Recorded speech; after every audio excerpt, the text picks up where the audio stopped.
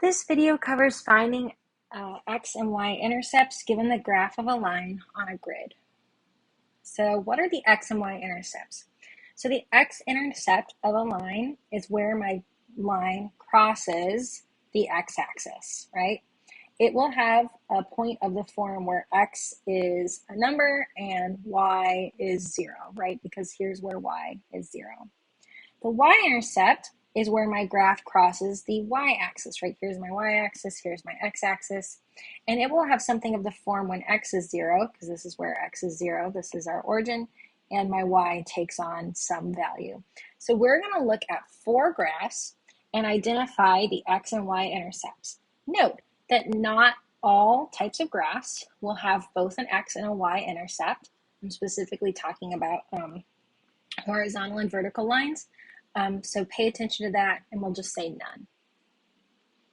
So let's find the x and y intercepts of the graph below. So first I'm going to find my x-intercept. That's where my graph crosses the x-axis, which is right here. That's where x is 2 and y is 0. Then I'm going to find my y-intercept. Maybe I'll label these. This is where x is 0 and y is 1. So here's our origin, which is 0, 0. For our second example, I'm going to go ahead and try and find my x-intercept, but oh wait, there is no x-intercept, right? Because this graph will never cross my x-axis over here. But there is a y-intercept. My y-intercept is when x is 0 and y is 4.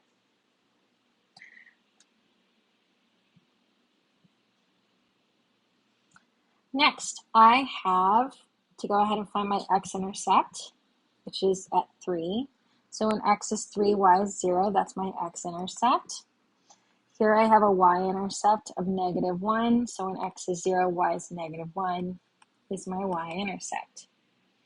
Here my x-intercept is -1, so when x is -1, y is 0.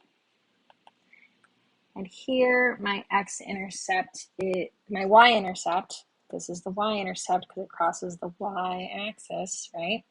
This is where my x is 0 and my y equals -2.